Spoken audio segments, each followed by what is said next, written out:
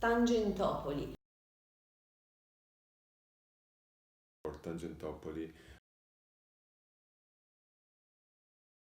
Tangentopoli.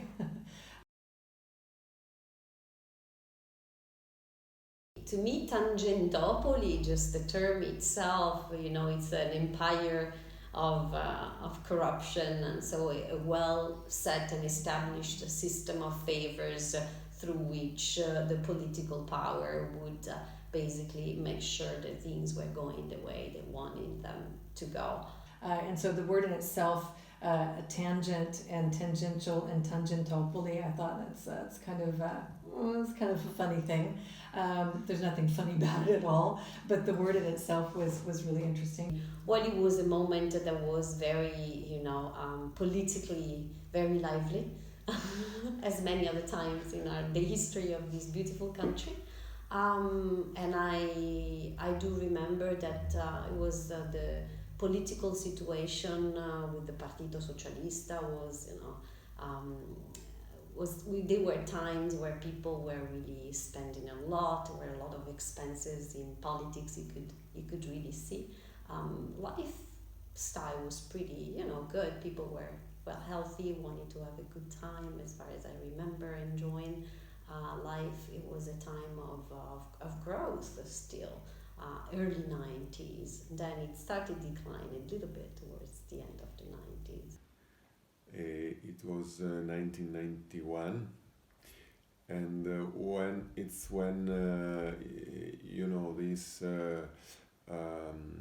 Tangentopoli broke out all of a sudden.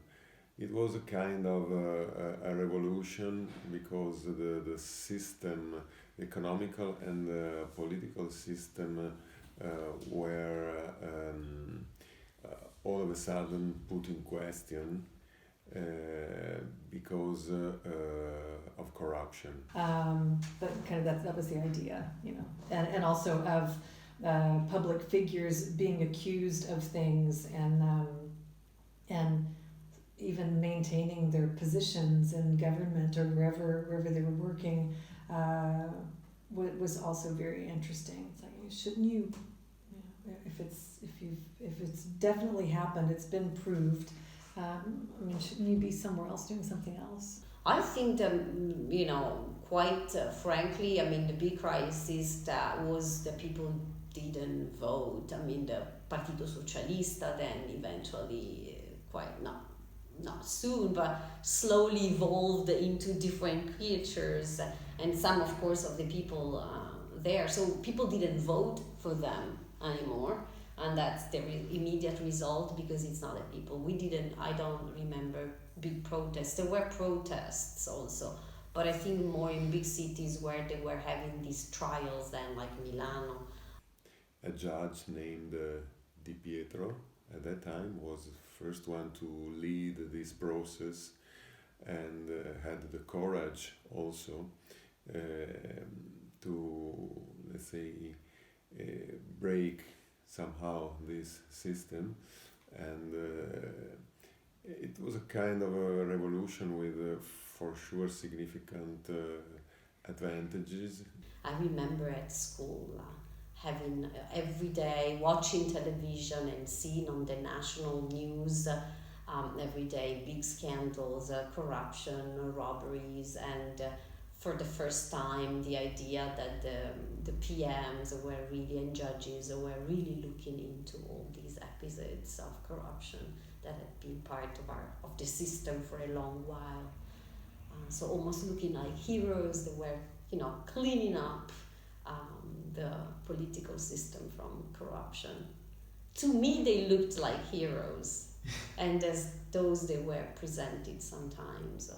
Like Colombo, Di Pietro, pretty much looked like they were having a difficult time, but they were trying to re-establish the illegal system in the country.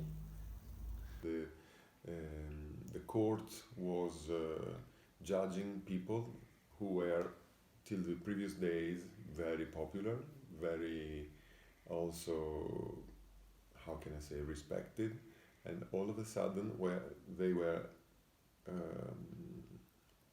sent to jail. So this was really amazing on one side, and you know, you say finally, you know, whoever committed the crime must pay for it.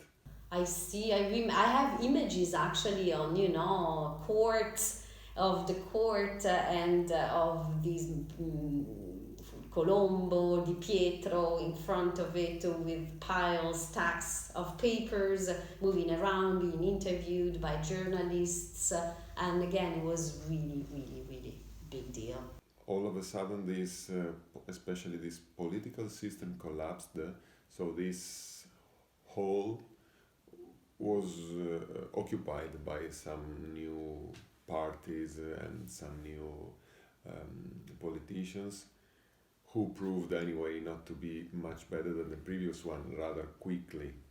Let's put it this way, after Craxi we had Berlusconi. Berlusconi definitely hit the scene in a big way.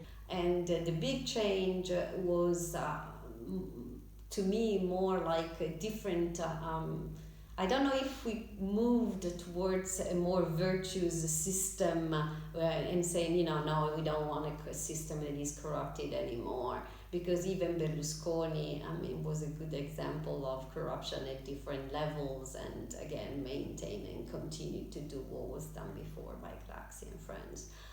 Some lower corruption level probably was achieved,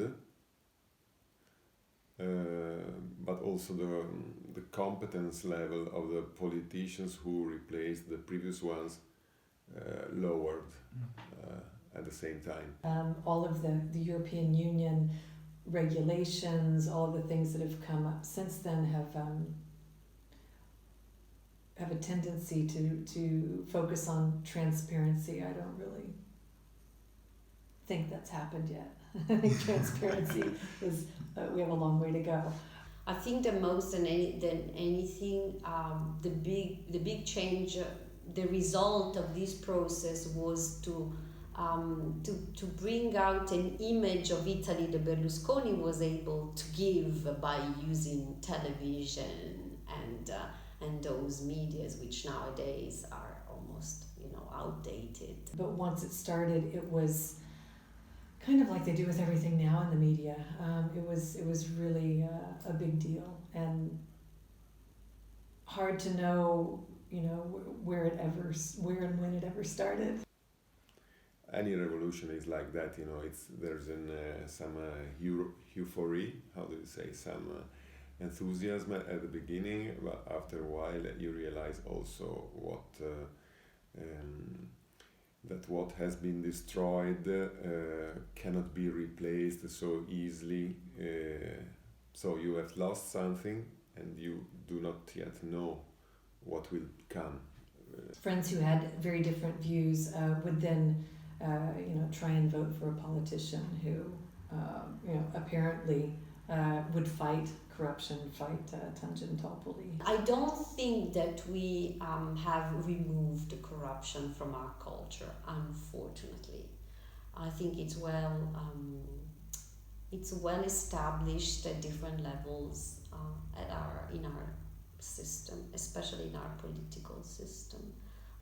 It's after a long time that you ask yourself, we asked ourselves if it was really worth doing it, that revolution. But in the moment when it happened, it was really exciting, I would say.